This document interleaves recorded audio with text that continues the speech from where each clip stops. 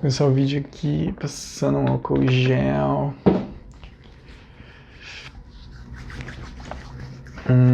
Bora lá. E aí, turma, tudo certo? Aqui é o Profitor, com as mãos devidamente higienizadas e para falar sobre coronavírus. O vídeo de hoje é: o que a matemática do Enem tem a dizer sobre a pandemia do Covid-19?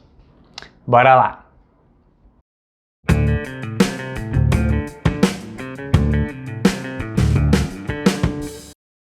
Então, turma, para quem não me conhece, eu sou o Profitor e eu tirei a barba. Tirei a barba porque minha mãe e a minha avó pediram para eu fazer. Disseram que até o Luan Santana tirou e que, de fato, o coronavírus poderia ficar alojado na barba, que é muito perto do rosto. Eu fiquei meio assim, porque parecia aquelas fake news de WhatsApp, sabe? Mas eu fui atrás e realmente é verdade. Existem recomendações para tirar a barba, mas a lição que fica disso é que não compartilhem notícias falsas, sempre chequem o que vocês estão procurando e antes de tomar qualquer decisão de saúde ou, como por exemplo eu fiz de tirar a barba, chequem o que vocês acabaram de ler, tá? Não saiam acreditando em tudo. Esse problema da barba é que o vírus pode ficar muito tempo sobre algumas superfícies e a barba é uma delas.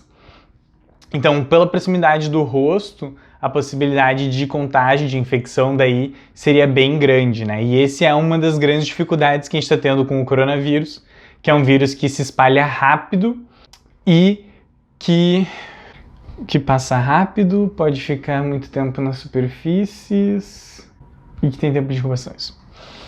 E os problemas que a gente está tendo com o coronavírus são por causa disso, porque é um vírus que pode ficar muito tempo em cima das superfícies. Além disso, é um vírus que passa rápido e que tem um tempo de incubação muito longo.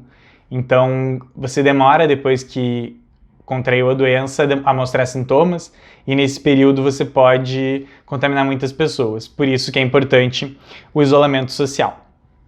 Mas voltando então, né? A prova do Enem é uma prova que cobra muita interpretação de texto e interpretação de gráfico.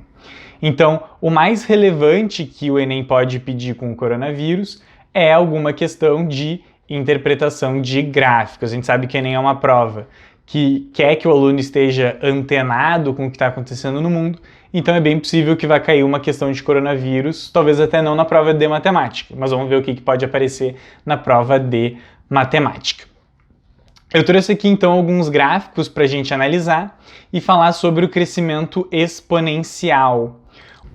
O primeiro gráfico que eu quero que a gente dê uma olhada aqui é o número de infectados no Brasil até 19 de março. Os dados estão bem meio desatualizados, mas o que importa é a gente ver o padrão de crescimento aqui, tá? Olhando para essa curva laranja do estado de São Paulo, parece muito com um crescimento exponencial. Eu vou botar um gráfico exponencial agora também para vocês darem uma olhada, como está parecido mesmo. Esses crescimentos exponenciais, eles acontecem sempre que o tamanho de uma população interfere na capacidade de reprodução dela. Como assim? Quanto mais pessoas contaminadas com o coronavírus, mais pessoas vão ser contaminadas. Então, o número de pessoas infectadas atualmente interfere no contágio, interfere em como vai crescer. E elas acabam se alimentando. Quanto mais pessoas, maior o contágio, quanto maior o contágio, mais infectados, e isso vira uma bola de neve que cresce exponencialmente, certo? O problema do crescimento exponencial é que ele é muito perigoso, ele consegue atingir números exorbitantes muito rápido. Eu fiz um cálculo aqui e segundo a projeção atual de que o número de infectados dobre a cada 5 dias, a população toda do mundo estaria infectada em 82 dias. Mas vamos com calma, não é motivo para pânico, não precisa achar que toda a população mundial vai estar contaminada, porque isso não vai acontecer. O que começa a acontecer? Quero olhar para esse outro gráfico aqui agora, que tem os casos em vários países do mundo no dia... Não tenho certeza que dia que foi contado esse aqui, tá? Olha lá para a curva do Brasil, aqui em azul, tá mostrando o crescimento exponencial. Se a gente pega o número de casos da China, que foi onde a infecção começou, eles têm um crescimento exponencial no começo, mas depois a curva vai lateralizando, a gente fala, a curva vai ficando mais suave. Isso acontece porque, primeiro, né, o número de casos registrados é diferente do número de doentes. O número de doentes, ao mesmo tempo, vai diminuindo, porque pessoas vão se curando. Então, o número de casos ali começa a diminuir a partir disso. A gente vai ter pessoas curando, tratamentos que se mostram eficazes.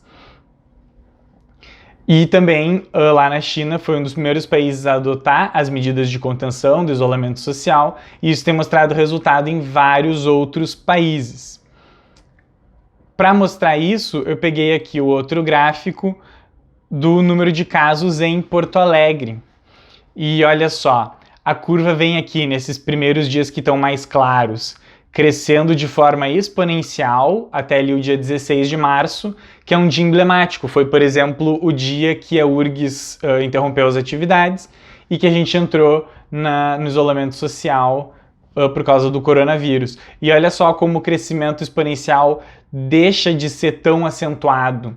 Já começou a dar uma linearizada nos efeitos, no número de casos. Olha só aqui em Porto Alegre, a partir do dia 19 de março, os casos vão sempre crescendo, no máximo 20, 30 casos num dia. Não é um crescimento que se alimenta e que tende ao infinito. É de se esperar aqui em Porto Alegre, pelo menos, que esse número de casos comece a se estabilizar. E por último, então, né, esse gráfico famoso que a gente tem visto muito aí, o de achatar a curva, porque o comportamento exponencial do coronavírus ele aparece nos primeiros dias da infecção, quando ela surge em algum lugar. Então, se a gente conseguir diminuir essa exponencial, deixar ela mais linear, com crescimento mais devagar, até o seu pico, a gente vai ter menos infectados ao mesmo tempo. Pessoas vão começar a se curar, vai se criar um tratamento eficiente, pessoas também vão criando anticorpos. Eu quero falar também sobre uma questão que caiu no Enem de 2016, a segunda aplicação. Essa questão que eu peguei aqui, então, eu vou mostrar ela primeiro e depois eu vou para o quadro resolver, tá bom? Bom, galera, essa questão aqui, questão 137 da prova azul, da segunda aplicação do Enem de 2016. Diz o seguinte: o governo de uma cidade está preocupado com a possível epidemia de uma doença infecto-contagiosa causada por bactéria. Diferença para o coronavírus, então, que é causado por um vírus, essa doença aqui é causada por uma bactéria. Para decidir que medidas tomar, deve calcular a velocidade de reprodução da bactéria em experiências laboratoriais de uma cultura bacteriana, inicialmente com 40 mil unidades. Obteve-se a fórmula para a população. E aí ele está escrito, P de T é igual a 40 vezes 2 elevado a 3T, em que T é o tempo em hora. Cuidado com isso, tá? O tempo em hora. E P de T é a população em milhares de bactérias. Certo, então a questão nos deu uma formulazinha. Qual é a pergunta? Em relação à quantidade inicial de bactérias, após 20 minutos, a população será... Para começar aqui, a gente pode pensar. População de bactérias, ela vai diminuir conforme o tempo passa ou vai aumentar conforme o tempo passa? É de se esperar que vai aumentar, que as bactérias vão se reproduzir, vão infectar mais pessoas, como o coronavírus está fazendo, certo? Então, acho que a gente já poderia ficar só entre a letra D e a letra E, porque é de se esperar que a população de bactérias vá aumentar. Então, galera, eu botei aqui a informação que a questão nos deu. A formulazinha para calcular a população de bactérias em um determinado tempo. 40 vezes 2 elevado a 3T, e o tempo tem que estar em horas. Por que que eu sublinhei o termo horas? Porque a questão nos deu o tempo em minutos. Clássica pegadinha do Enem, a gente precisa trocar o tempo para a unidade correta. Vamos ver então como é que a gente vai fazer. A gente tem que o tempo, T, é igual a 20 minutos. 20 minutos.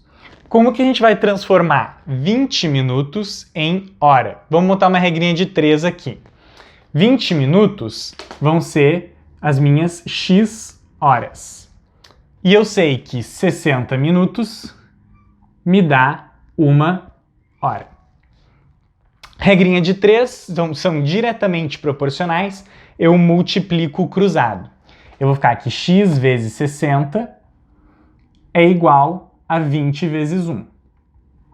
20 vezes 1 é 20, esse 60 que está multiplicando vai passar dividindo. Então, 20 sobre 60. Eu tenho um zero aqui, eu vou cortar. O que sobra? 2 sobre 6. Simplificando, vai me dar 1/3 de hora. Então, o meu tempo é 1/3.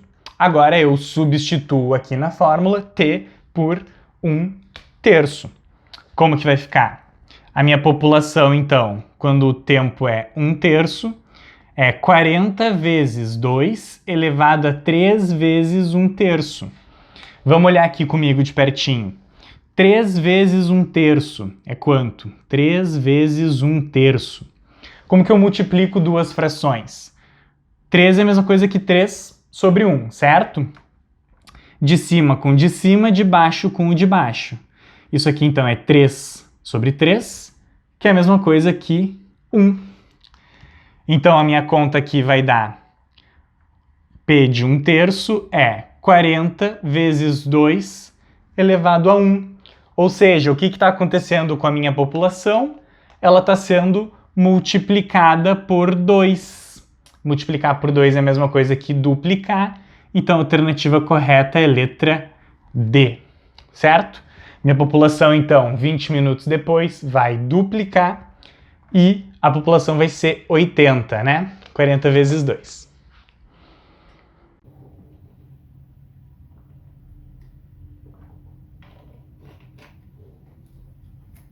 É isso então, galera, por hoje. Eu vou botar aqui o vídeo do Prof. Álvaro, é um professor da URGS que explica melhor o crescimento exponencial e como acontece para transformar num crescimento linear e assim achatar a curva do contágio do coronavírus. Tá bom? Por hoje é isso. Se você gostou do vídeo, se inscreve no canal e deixa o like aqui. A gente vai falar muito mais durante o ano sobre a prova do Enem e tudo que pode cair lá, tá bom? Além disso, não esquece de me seguir nas redes sociais. No Instagram eu sou @prof.tor e no Twitter eu sou @prof_tor, certo? Abraço, falou!